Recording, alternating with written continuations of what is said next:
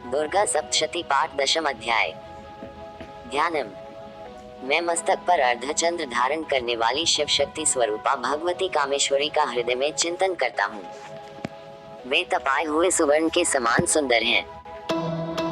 सूर्य, चंद्रमा और अग्नि, यही तीन उनके नेत्र हैं तथा वे अपने मनोहर हाथों में धनुष, बाण, अंकुश, पाश और शूल धारण किए हुए हैं। शुंभवध कथा।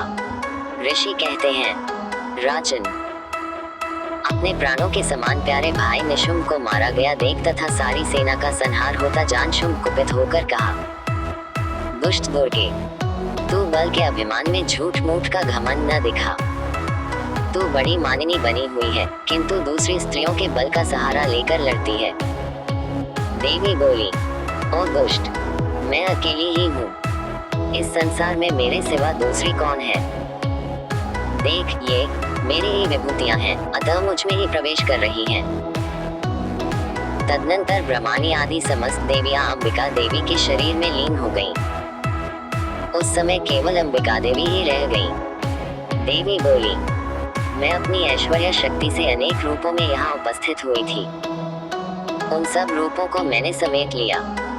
अब अकेली ही युद्ध में खड़ी हूँ। तुम भी स्थिर हो जाओ।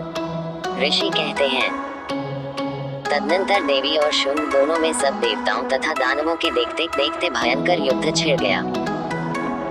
बाणों की वर्षा तथा तीखे शस्त्रों एवं दारुण अस्त्रों के प्रहार के कारण उन दोनों का युद्ध सब लोगों के लिए बड़ा भयानक प्रतीत हुआ। उस समय अंबिका देवी ने जो सैकड़ों दिव्य अस्त्र छोड़े, उन्हें दैत्यराज शुंभ ने उनके निवारक अस्त्रों द्वारा काट डाला।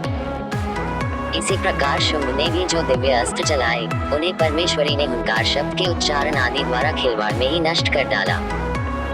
तब उस असुर ने सैकड़ों बाणों से देवी को आच्छादित कर दिया। ये देख क्रोध में भरी हुई उन देवी ने भी बाण मारकर उसका धनुष काट डाला। धनुष कट जाने पर फिर दैत्यराज ने शक्ति हाथ में ली, किंतु देवी ने चक्र से उसके हाथ की शक्ति को भी काट गिराया। तत्पश्चात दैत्यों के स्वामी शुंभ ने चांद वाली चमकती हुई ढाल और तलवार हाथ में ले उस समय देवी पर धावा किया। उसके आते ही चंडिका ने अपने धनुष से छोड़े हुए तीखे बाणों द्वारा उसकी सूर्य किरणों के समान उज्ज्वल ढाल और तलवार को तुरंत काट दिया। फिर उस दैत्य के घोड़े और सारथी मारे गए। धनुष तो पहले ही कट चुका था, अब उसने अंबिका को मारने के लिए उद्यत हो भयंकर मुद्गर हाथ में लिया। उसे आते देख देवी ने अपने तीक्ष्ण बाणों से उसका मुद्गर भी काट डाला। इस पर भी वह असुर मुक्का तानकर बड़े वेग से देवी की ओर झपटा। उस दैत्यराज ने देवी की छाती में मुक्का मारा, तब उन देवी ने भी उसकी छाती में एक चांटा जड़ दिया। देवी का थप्पड़ खाकर दैत्यराज शुंभ पृथ्वी पर गिर पड़ा, किंतु पुनः सहसा पूर्ववत उठकर खड़ा हो गया। फिर वह उछला और देवी को ऊपर ले जाकर आकाश में खड़ा हो गया। तब चंडिका आकाश में भी बिना किसी आधार के ही शुंभ के साथ युद्ध करने लगी। उस समय दैत्य और चंडिका आकाश में एक दूसरे से लड़ने लगे। उनका वह युद्ध पहले सिद्ध और मुनियों को विस्मय में और डालने वाला हुआ। फिर अंबिका ने शुंभ के साथ बहुत देर तक युद्ध करने के पश्चात उसे उठाकर घुमाया और पृथ्वी पर पटक दिया। पटके जाने पर पृथ्वी पर आने के बाद वह दुरात्मा दैत्य पुनः चंडिका का वध करने के लिए उनकी ओर वेग से दौड़ा। तब समस्त दैत्यों के राजा शुंभ को अपनी ओर आते देख देवी ने त्रिशूल से उसकी छाती छेदकर उसे पृथ्वी पर गिरा दिया। देवी के शूल की धार से घायल होने पर उसके प्राण पखेरु उड़ गए और वह समुद्रों, द्वीपों तथा पर्वतों सहित समूची पृथ्वी को कपाता हुआ भूमि पर गिर पड़ा। तदनंतर उस दुरात्मा के मारे जाने पर संपूर्ण जगत प्रसन्न एवं पूर्ण स्वस्थ हो गया तथा आकाश स्वच्छ दिखाई देने लगा।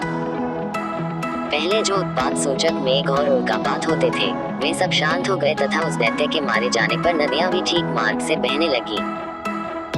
उस समय शुंभ की मृत्यु के बाद संपूर्ण देवताओं का हृदय हर्ष से भर गया और गंधर्वगण मधुर गीत गाने लगे।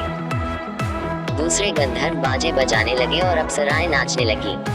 पवित्र वायु बहने लगी। सूर्य की प्रभा उत्तम हो गई। 31। अग्निशाला की बुझी हुई आग अपने आप प्रज्वलित हो उठी तथा संपूर्ण दिशाओं के भयंकर शब्द शांत हो गए। 32। इस प्रकार श्री मार्कंडेय पुराण में सावर्णिक मनवंतर की कथा के अंतर्गत देवी महात्म्यों में शुंभ वध नामक 10वां अध्याय पूरा हुआ। जय मां दुर्गा। जय शंकर।